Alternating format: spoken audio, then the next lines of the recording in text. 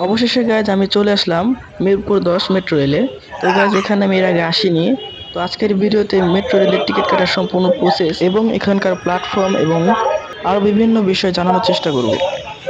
তো গাইজ আপনারা দেখতেই পারলেন এখানে যাত্রীদের সুবিধার কথা ভেবে লিফট সিঁড়ির ব্যবস্থা করা হয়েছে। তো গাইজ সম্পূর্ণ ভিডিওটি আমাদের সাথে থাকবেন, না হলে বিভিন্ন ধরনের তথ্য মিস করবেন। গাইজ আপনারা দেখতেই পাচ্ছেন এখানে যাত্রী এবং মেট্রো রেলের সুবিধার কথা ভেবে সবাইকে পরীক্ষা করে তারপরে ভিতরে প্রবেশ করানো হয়। তো গাইজ আমাদের কোনো সমস্যা হয়নি, আমরা সুন্দরভাবে ভিতরে প্রবেশ করতে পেরেছি। তো গাইজ আমরা যাচ্ছি টিকিট কাউন্টারের দিকে। গাইজ আপনারা দেখতেই পাচ্ছেন টিকিট কাউন্টারের সামনে কত ভিড়। গাইজ আপনারা সবাই জানেন বাংলাদেশে প্রথম মেট্রো রেল উদ্ভাবন করা হয়েছে, যার কারণে বিভিন্ন জায়গা থেকে লোকজন তাদের ফ্রেন্ড সার্কেলদের নিয়ে এবং আত্মীয় স্বজনদের নিয়ে এই মেট্রো রেলে ভ্রমণ করার জন্য আসেন। এমনিতেও এখানে কর্মদিবস সময়গুলোতে প্রচুর পরিমাণ ভিড় হয়ে থাকে, কারণ আপনারা সবাই জানেন ঢাকা শহরে কি পরিমাণ যানজট হয়ে থাকে, যার কারণে মানুষের কর্মস্থলে যাওয়ার জন্য এই মেট্রো রেলটি খুবই জনপ্রিয় হয়ে উঠেছে। আমরা ভিতরে প্রবেশ করে প্রথমে টিকিট কাটার জন্য লাইনে দাঁড়িয়ে পড়ি। যেহেতু আমার সাথে আরও দুজন ছিল, তার জন্য আমি টিকিটে লাইনে না দাঁড়িয়ে পুরো প্ল্যাটফর্মটি একটু ঘুরে দেখি। আর আপনাদেরকে একটি বিষয় জানিয়ে রাখি, এখানে আপনার টিকিট আপনাকেই কাটতে হবে এমন কোনো কথা নেই, আপনার সাথে থাকা যে কেউ আপনার টিকিট কেটে দিতে পারবে। এরপরে আমাদের টিকিট কাটা শেষ হলে আমাদের টিকিটটি স্ক্যান করে আমরা চলে যাই প্ল্যাটফর্মের ভিতরে।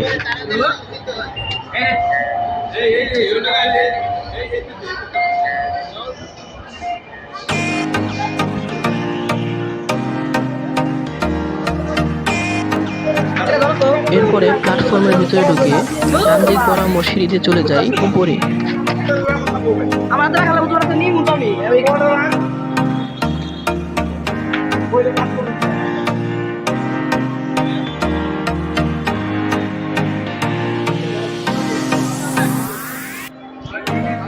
উপরে যেয়ে দেখতে পাই আমাদের মতো আরো অনেক যাত্রী মেট্রো রেলের জন্য অপেক্ষা করছে। তারপর কিছুক্ষণ প্ল্যাটফর্মটি ঘুরে দেখলাম।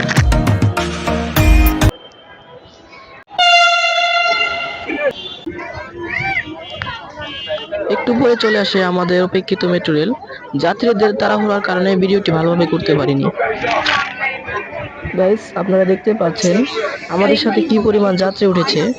আপনারা বুঝতে পারছেন মেট্রো রেল কি পরিমাণ একটি ব্যস্ততম যানবাহন। মেট্রো রেলটি প্রত্যেক 4 থেকে 5 মিনিট পর পর এক একটি স্টেশনে দাঁড়াচ্ছিল। আমরা বেশ কিছুক্ষণ দাঁড়িয়ে থাকার পর বসার জন্য সিট পাই। মেট্রো রেলে আমাদেরকে বিভিন্ন বিষয়ে বারবার সচেতন করা হচ্ছিল।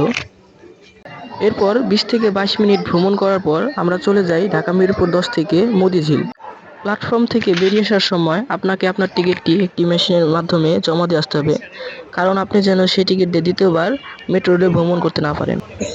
এরপর আমরা প্ল্যাটফর্ম থেকে বেরিয়ে এসে একটি রিক্সা নিই মতিঝিল থেকে কমলাপুর রেল স্টেশনে যাওয়ার জন্য। তারপর কিছুক্ষণের মধ্যে আমরা পৌঁছে যাই কমলাপুর রেল স্টেশন।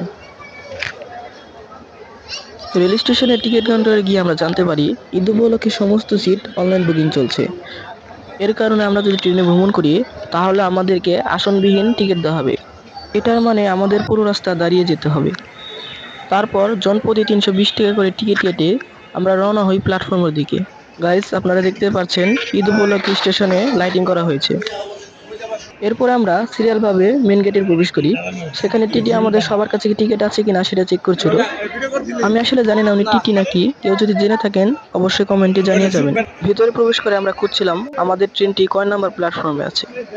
এরপরে আমরা আমাদের টিকিটটি চেক করে দেখি আমাদের ট্রেন 3 নাম্বার প্ল্যাটফর্মে আসবে। আমরা 3 নাম্বার প্ল্যাটফর্মে যে দেখি আমাদের ট্রেনটি এসে পড়েছে। আমরা যেহেতু আসনবিহীন টিকিট পেয়েছি, তার মানে আমরা যে কোনো বগিতে উঠেই চলে যেতে পারবো। কিছুক্ষণের মধ্যেই ট্রেনের ইঞ্জিন চলে আসে।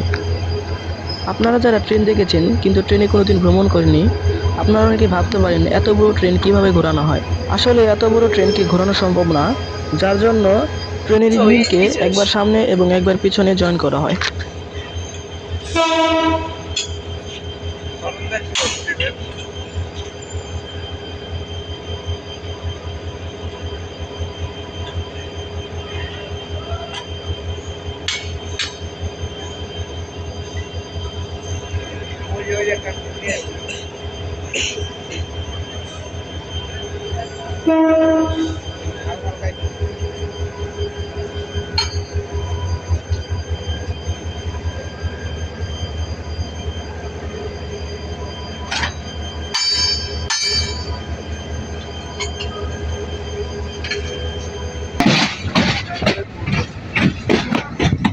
এরপরে আমাদের ভ্রমণ শুরু হয় রাত 10:30টায়।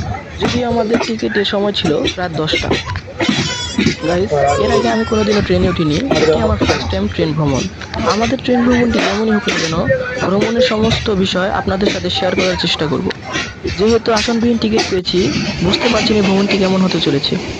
গাইস, এখন বাজে রাত প্রায় 2টা। আপনারা দেখতে পাচ্ছেন সবাই সবার সিটে ঘুমাচ্ছে। যেহেতু আমি কোনো সিট পাইনি, তাই আমি একটু ব্লক করার চেষ্টা করছি। যারা আমাদের মতো আসনবিহীন টিকিট এসেছে, তারা আমাদের মতো দাঁড়িয়ে রয়েছে। গাইস, সকাল 6টা বাজে আমরা পৌঁছে যাই সিলেট রেল স্টেশনে। যেহেতু সারা রাত সজাগ ছিলাম এবং দাঁড়িয়ে ছিলাম, যার কারণে একটু বসার সুযোগ পেয়ে ঘুমিয়ে পড়েছিলাম।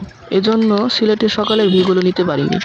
তারপর স্টেশন থেকে বের হয়ে সিলেটের পরিষ্কার পরিচ্ছন্ন এবং সুন্দর রাস্তা ধরে চলে যাই হযরত শাহজালাল রহমতুল্লাহি দরবার শরীফ। কারণ সিলেট শহরের সমস্ত হোটেল মাজার শরীফের সাথে অবস্থিত।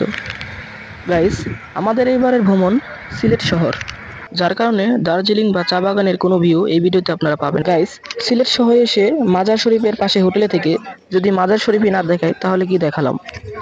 গাইস, আপনাদের জন্য আরেকটা আকর্ষণীয় বিষয় হচ্ছে বাংলার সুপারস্টার সালমান শাহ, যিনি আজ মৃত্যুবরণ করেছেন, 28 বছর হতে চলেছে, কিন্তু তিনি আজও প্রত্যেকটা বাঙালির মনে জাগ্রত। সেই সালমান শাহর চিরসমাধি রয়েছে এই মাজারের কবরস্থানে। তো গাইস, আর কথা না বাড়াই, আপনারা এই মাজারের একটি সিনেম্যাটিক ভিউ দেখে নিন।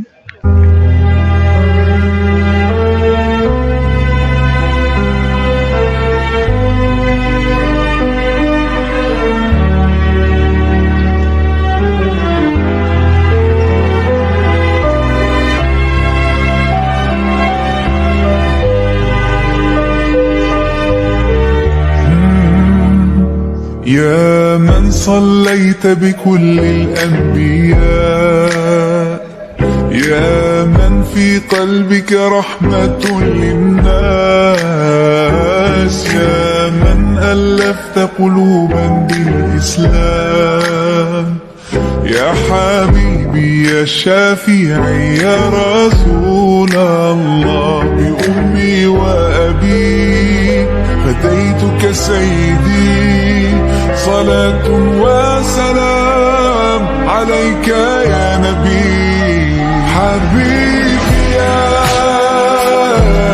محمد، أتيت بالسلام والهدى محمد. حبيبي يا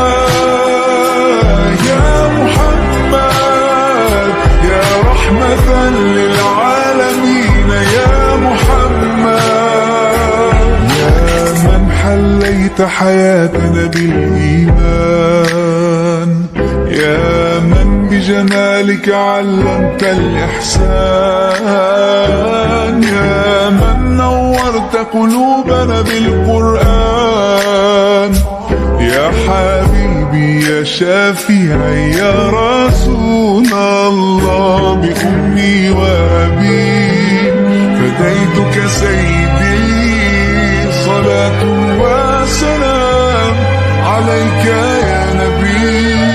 حبيبي يا محمد، أتيت بالسلام والهدى محمد. حبيبي يا محمد، يا رحمة للعالمين يا محمد.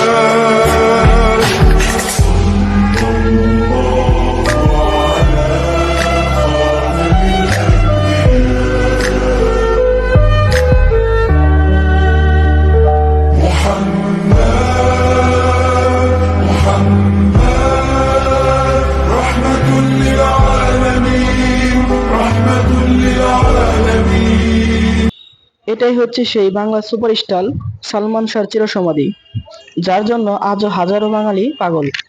তো গাইস, এখানে একটি সাইনবোর্ডের মধ্যে তার জন্মসাল এবং মৃত্যুসাল দেওয়া রয়েছে। জন্মসাল হচ্ছে 1971 সাল এবং মৃত্যুসাল হচ্ছে 1996 সাল। মাত্র 25 বছর বয়সে তিনি এই দুনিয়া থেকে চিরবিদায় নেন। সো গাইস, যদি ভিডিওটি ভালো লেগে থাকে তাহলে ফটাফট like, comment, share and subscribe করবেন। দেখা হচ্ছে নেক্সট কোনো ব্লগে নতুন কোনো ভিডিওতে। ততদিন ভালো থাকবেন, সুস্থ থাকবেন। আল্লাহ হাফেজ।